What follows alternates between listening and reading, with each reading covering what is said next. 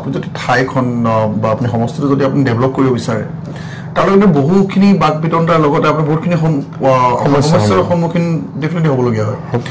তেনে ক্ষেত্ৰত যদি উন্নয়নমূলক কাম কাজবোৰ কৰোঁতে আপুনি স্বচ্ছতা যদি আপুনি যদি ধ্যান ৰাখিব স্বচ্ছ ভাৰত অভিযানটো সঁচাকৈ এতিয়া চলি আহিছে কিন্তু মৰিগাঁৱত কিন্তু স্বচ্ছ ভাৰত অভিযান অনাটো কিন্তু আপোনাৰ বাবে এটা চেলেঞ্জিং টাস্ক হ'ব পাৰে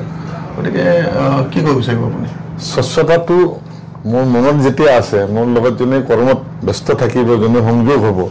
অস্বচ্ছজনকো মই স্বচ্ছতা বনাই ল'ম আৰু এইটো মোৰ নিজৰ ব্যক্তিগত অভিজ্ঞতা আছে স্বচ্ছতা এনেকুৱা বস্তু নহয় যে অস্বচ্ছতাকো স্বচ্ছ কৰিব পাৰি যদি ৰত্নাকৰ বাল্মীকি হ'ব পাৰে অস্বচ্ছজনকো স্বচ্ছতা কৰাৰ কাৰণে এটা সুযোগ দিব লাগিব এই স্বচ্ছতাটো অতি সহজেই মানে বাস্তৱায়িত কৰিব পাৰি আৰু সেই স্বচ্ছতাটোক মই 100% প্ৰিয়ৰিটি দিওঁ আৰু দিমো স্বচ্ছতা কেনেকৈ কৰিব লাগে প্ৰথম কথা হ'ল কি আমাৰ মানুহৰ প্ৰথম সমস্যা হৈছে কি নিবনুৱা সমস্যা নিবনুৱা সমস্যা সমাধানৰ সূত্ৰ হয়তো চৰকাৰে বিভিন্ন ধৰণৰ লগত বিভিন্ন শিক্ষাগত বিভিন্ন এক্সপাৰ্টৰ লগত আলোচনা বিলোচনা কৰি প্ৰজেক্ট বনায় মৰিগাঁৱত ইমান ধুনীয়া ধুনীয়া প্ৰজেক্ট কৰিব পৰা আছে প্ৰজেক্ট কেইটা মই এতিয়া উল্লেখ কৰিব বিচৰা নাই ভৱিষ্যতত যদি বিধায়কো নহওঁ বিধায়কৰ কাৰণে যোগ্যতাও নাপাওঁ তথাপিও কিন্তু মই মৰিগাঁৱত সেইখিনি সমস্যা নিবনুৱা সমস্যাৰ কাৰণে এইখিনি কাম মই কৰিম বুলি আজি কথা দিছোঁ কেনেদৰে কৰিব যে নিবনুৱা সমস্যাটো দেশৰ আটাইতকৈ ডাঙৰ সমস্যাখিনি সমাধানৰ সূত্ৰ উলিয়াব জানিব লাগিব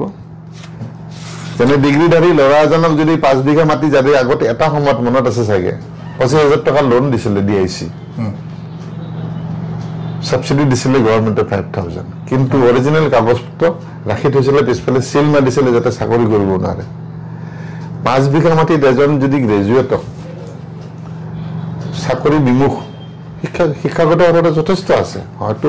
উচ্চ ডিগ্ৰীধাৰী মানে স্নাতকোত্তৰ ডিগ্ৰীধাৰী নাই যেহেতু ইউনিভাৰ্চিটি নাই বাহিৰত আহি কৰিছে কিন্তু বহুতো কৰিবলৈ হেঁপাহ আছে পৰা নাই তেওঁলোকক সেইখিনি সুযোগ দিয়া হ'ব আৰু কিছুমান ফাণ্ড আছে সেইবিলাক ফাণ্ড গ্ৰহণ কৰিব পাৰি তেওঁলোকৰ উচ্চ শিক্ষাৰ কাৰণে বিদেশতো পঠাব পাৰি উচ্চ শিক্ষাৰ কাৰণে আৰু সেই সুবিধাখিনি এইটো নহয় যে কোনোবাই পোৱা নাই বা পাব আমাৰ এজন ওলাইছে কিন্তু 10 জন ওলাব আৰু মৰিগাঁৱত সেই টেলেণ্টখিনি আছে দেখিছোঁ খেলা ধূলাৰ ক্ষেত্ৰত দেখিছোঁ টেলেণ্টখিনি আছে তাক গুৱাহাটীলৈ আহিবলৈ হয়তো তেওঁৰ পৰিয়ালৰ সামৰ্থ্য নাই যে গাড়ী ভাড়া দিবলৈ সামৰ্থ্য নাই যদি মৰিগাঁও ৰাইজে বিচাৰে যদি মৰিগাঁও ৰাইজে মোক আশীৰ্বাদ কৰে যদি মোক বিধায়ক হিচাপে বিচাৰে ভাৰতীয় জনতা দলৰ পৰা মই টিকেট বিচাৰিম বিচাৰে তেতিয়া যদি মই বিধায়ক হওঁ মোৰ ফালৰ পৰা এটাই মই ঘোষণা কৰাই নহয় মোৰ ব্যক্তিগত ঘৰ গুৱাহাটীত 2-3টা আছে এটা গেষ্ট হাউচ আছে কিন্তু মই মৰিগাঁও ভৱন দিবলৈও মানে কুণ্ঠাবোধ নকৰোঁ সেইদিনাখন যিদিনাখন ৰিজাল্ট দিব সেইদিনাখনে মই ডিক্লেয়াৰ কৰি দিছোঁ আজি ডিক্লেয়াৰ কৰিছোঁ কথাখিনি আখৰে আখৰে পালন কৰিম কিয় কৰিম মৰিগাঁও ভৱন কিয় প্ৰয়োজন আছে বেলেগৰো প্ৰয়োজন আছে এজন মৰিগাঁৱৰ ষ্টুডেণ্টে 10 জন ষ্টুডেণ্টে আহি পৰীক্ষা দি গধূলি ৰাতি খোজকাঢ়ি যোৱাৰ ৰেকৰ্ড আছে হয়তো আপোনালোকে শুনিছে বা দেখিছে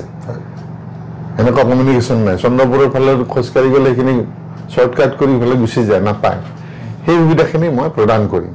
আৰু মই এইটো নহয় যে মই বিধায়ক হ'লেও কৰিম বিধায়ক নহ'লেও কৰিম সেইখিনি মোৰ ফালৰ পৰা আজি বক্তব্য ৰাখিছোঁ নহয় ৰাইজৰ আগত ৰাখিছোঁ ৰাইজৰ আশীৰ্বাদ বিচাৰিছোঁ আৰু মই কোৱা কথাখিনি মই বাস্তৱত পৰিণত কৰিম